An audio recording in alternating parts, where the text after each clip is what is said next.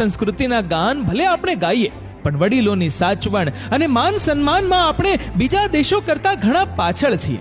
આજે તમે જાણતા જ હશો કે 80% બુઢા મા બાપને જમવા માટે અલગ બેસાડાય છે. 20% મા બાપને સગવડતા હોય તોય ઘરવાળીના ડરથી અલગ રખાય છે. 90% પુત્રો કામેથી આવીને સાંજે બાળકોને ચૂમી ઉઠે છે, તો અમુક તો ઘરવાળી વર્ષોથી વિખૂટી પડી ગઈ હોય તેમ લબાડ વેડા કરી ભેટી પડે છે, પણ ઘરમાં બા બાપુજીને કેમ છો બા કહેતા નથી. 70% મા બાપ ઘરડા થાય ને કંઈ પણ બોલે તો તમને ખબર ન પડે એમ કહીને ચૂપ કરાય છે. 90% ઘરડા માતા પિતાને દીકરાઓ તેના પૈસા બાબતે પૂછતા નથી. ભીખની જેમ એમણે રૂપિયા માંગવા પડે છે.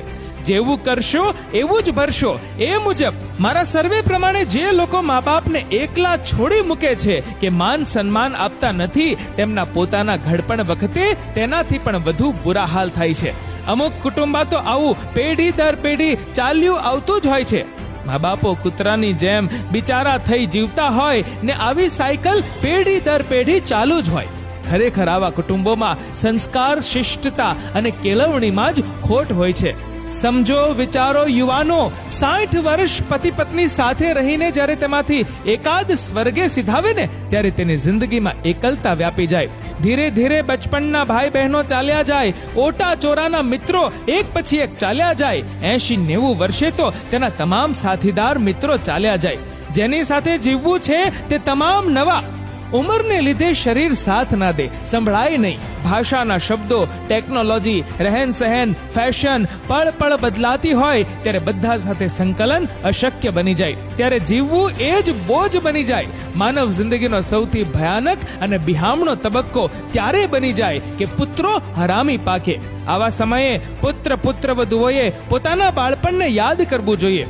જન્મથી જ આપણને ખાતા, ચાલતા, બોલતા અને આ દુનિયામાં આટાપાટા જેને ખંત અને મહેનતથી શીખવ્યા હોય તેને જ્યારે જરૂર પડે ત્યારે આટલા બધા હલકટ વેળા.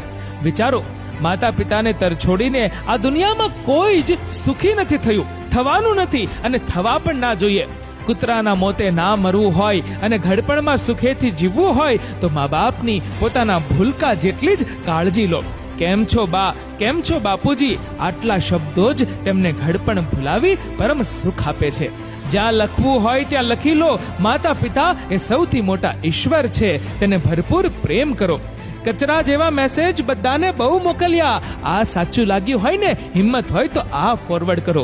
સાર્થક કરી બતાવો જેથી કુદરત પણ આપણા જન્મ પર ગર્વ અનુભવે. કડવું છે ને સત્ય પણ એટલું જ છે.